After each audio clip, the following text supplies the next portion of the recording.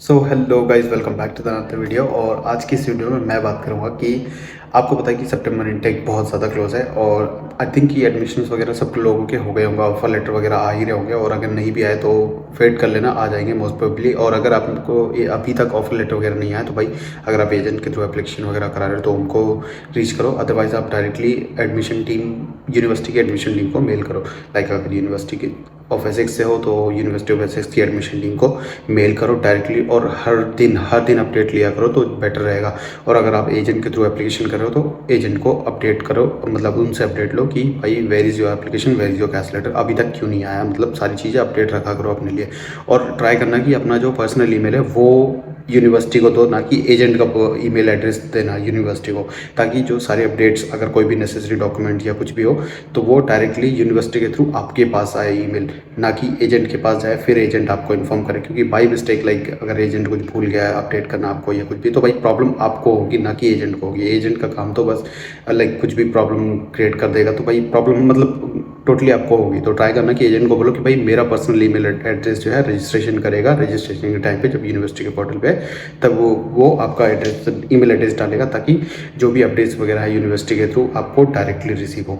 Second बात कर लेते हैं कि जब आप सितंबर इनटेक में आने वाले हो तो आपको कैश वगैरह कितना कैरी करना चाहिए। तो देखो यार, मैं अपने पर्सनल उसमें बताता हूँ कि लास्ट टाइम जब मैं आया था जैन इनटेक में तो मैंने 1000 से 1500 पाउंड कैश कैरी किया था। लाइक आई नो कि काफ़ी ज़्यादा है। ऊपर से अभी बात कर लेते हैं कि आप लोगों को कितना कैश कैरी करना चाहिए। तो मेरे ख्याल से फॉर द सिंगल पर्सन 1000 से 1500 पाउंड बहुत इनफ, मोर देन इनफ रहेगा।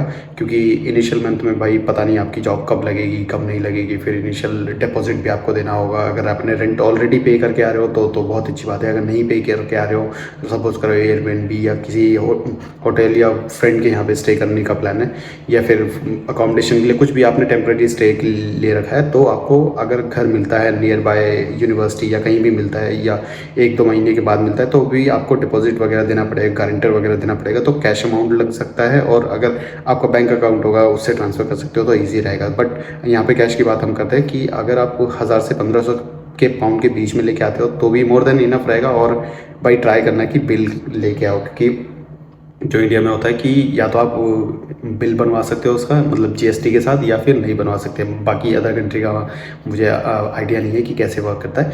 बट हाँ, अगर आप, मैं देखो कैसे लेके आया था 1000 पाउंड, तो मैं बिल बनवा के लेके आया था, बाकी विदाउट बिल लेके आया था। तो इस तरीके से भी आप भी कर सकते हो, बट रिकमेंडेड नहीं है यार ऐसा कुछ करो। क्योंकि भाई इतना बड़ा, मतलब किसी और कंट्री में जा रहे हो आप और इतना बड़ा रिस्क मत लेना।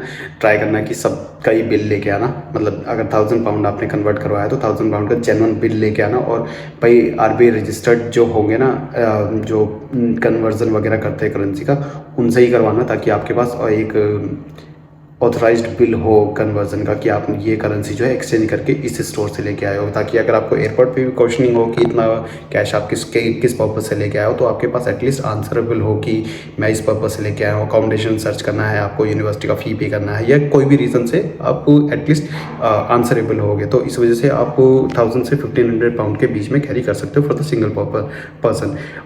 सेम गोज़ टू अगर आप फैमिली के साथ आ रहे हो, फैमिली इन द सेंस कि आप हस्बैंड वाइफ या फिर कपल्स आ रहे हो, तो I think more than double कर लो। 1500 का 1 पर्सन के अकॉर्डिंग अगर आप देखोगे तो 3000 या फिर 2500 भी आप अगर आप लेके आओगे तो भी हो जाएगा। क्योंकि इनिशियल मंथ में आपको ग्रोसरी और सब कुछ में जो है खर्चा काफ़ी ज़्यादा होता है। क्योंकि घर लेना है, डिपॉजिट देना है, गारंटर लेना है, ग्रोसरी वगैरह देखना है, ट्रैवल भी करना पड़ेगा। तो इन सब के चक्कर में आपको कैश अगर होगा आपके हाथ में, क्योंकि स्टार्टिंग में आती है आपकी जॉब नहीं लग जाती है, स्ट्रगल करना पड़ता है, सर्च करनी पड़ती है जॉब। और in that during that period like search जब आप कर रहे हो उस टाइम के लिए अगर आप कैश अच्छे से कैरी करके लेके आओगे, मतलब सही कैरी अमाउंट में कैरी करके लेके आओगे, तो आपको डिफ़िकल्टी नहीं होगी। बाकी अकाउंट में तो आप ऑब्वियसली आप पैसे वगैरह होंगे ही आपके, तो वो आप ट्रांसफ़र कर सकते हो अपने यूके बैंक में और उसके बाद वो यूज़ कर सकते हो। सेकंड बात कर लेते हैं कि अब जो अमाउंट आप लेके आओगे तो ट्राई करना कि देखो जो यूके करेंसी है वो 5, 10 और 20 प्लस 50 पाउंड, इन तरीके के 3 या 4 तरीके के नोट होते हैं। तो ट्राई करना कि 5, 10 या 20 पाउंड के ही नोट्स लेके आओ आप। जो भी 1000 पाउंड लेके आ रहे हो या 500 पाउंड लेके आ रहे हो, ये आपका पर्सनल चॉइस होना चाहिए। बट मेरे according I think single person के लिए 1000 pound is more than enough. But 1500 तक लेके आओगे तो भी अच्छा। लेकिन मिनिमम 1000 तो लेके ही आना, क्योंकि डिपॉजिट वगैरह का मैंने बता दिया किस हिसाब से वर्क करता है।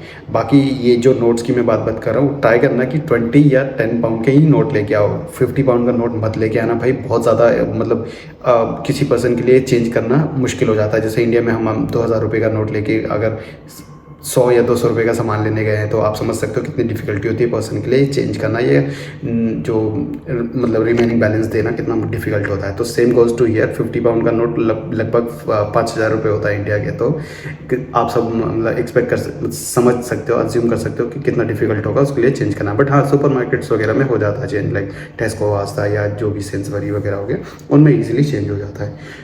और सेकंड जो नोट्स होता है यहाँ पे, एक पेपर वाला भी होता है जो कि ओल्ड नोट है, दूसरा है कि प्लास्टिक वाले नोट्स जो चले थे। तो ट्राई करना कि न्यू नोट्स ही लेके आओ। लाइक ऐसा नहीं है कि पेपर वाला नोट्स बैन हो गया है, चलता नहीं है, बट जब ओब्वियसली अगर आप किसी से एक्सचेंज करवा ही रहे हो, करेंसी एक्सचेंज करा रहे हो, तो उसको बोलना भाई कि पैसा तो आप ले ही रहे हो, मुझे न्यू नोट्स दे। लाइक 50 पाउंड का ले रहे हो या 20 पाउंड का ले रहे हो या 10 पाउंड का, तो वो प्लास्टिक वाला ही लेना, पेपर वाला मत लेना। लाइक ऐसा नहीं है, बैन नहीं हुआ है, बट सुपर मार्केट्स वगैरह में चल जाता है। बट मोस्ट ऑफ द जो कैफेज है, रेस्टोरेंट्स है, वो एक्सेप्ट नहीं करते पेपर वाला।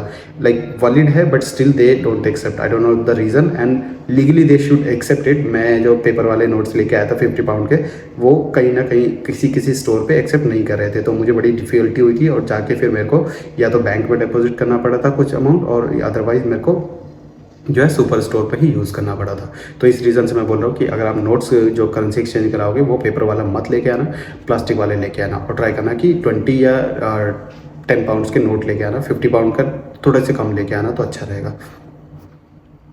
So let's talk about now कि आपको अपना जो है फॉरेक्स कार्ड लेके आना चाहिए या नहीं लेके आना चाहिए, और अगर लेके आना चाहिए तो कौन सी कंपनी या कौन से ब्रांड का लेके आना चाहिए, और अगर उसमें भी कितना बैलेंस आपको कैरी करना चाहिए। तो देखो, ब्रांड मेरे ख्याल से, कंपनी या ब्रांड मेरे ख्याल से मैटर नहीं करता, अनलेस अगर वो आपको लाइक किसी भी ट्रांजेक्शन पे एक्स्ट्रा चार्ज नहीं कर रहे हैं, और जो कन्वर्जन रेट है वो भी कम से कम हो। मतलब मैंने तो शायद ICICI बैंक से लेके आया था, तो मेरे को कन्वर्जन रेट शायद महंगा पड़ा था, बट फिर भी क्योंकि आपको एक ही बार यूज़ करना है वो, जब इनिशियल टाइम पे, जैसे सपोज करो आप उसका यूज़ कहाँ है, देखो मेन है कि उसका यूज़ कहाँ होगा।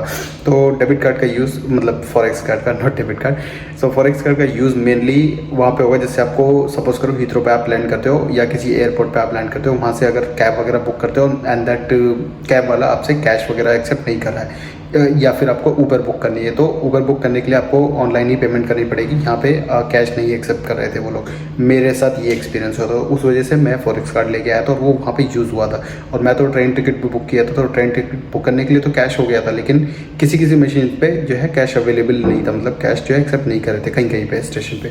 तो ये प्रॉब्लम हुई थी, और वहाँ पे मेरे को फॉरेक्स कार्ड हेल्पफुल हुआ था। अब बात आती है कि जो आपके जो टेस्को वगैरह होते हैं, वहाँ पे भी आपका फॉरेक्स कार्ड यूज़ हो जाता है, तो अगर आप कैरी करोगे तो अच्छा रहेगा।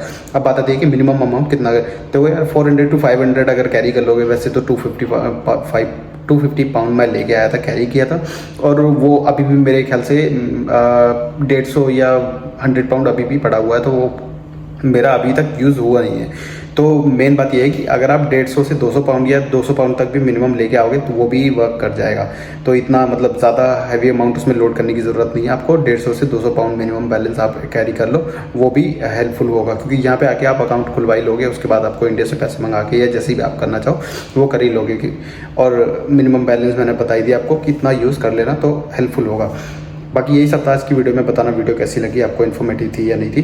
तो बाकी अगर मेरे एंड से कुछ रह गया हो तो प्लीज़ कमेंट सेक्शन में बता देना, और कमेंट जरूर कर देना। तो सब्सक्राइब भी कर देना। मिलते किसी और वीडियो में, तब तक के लिए बाय बाय।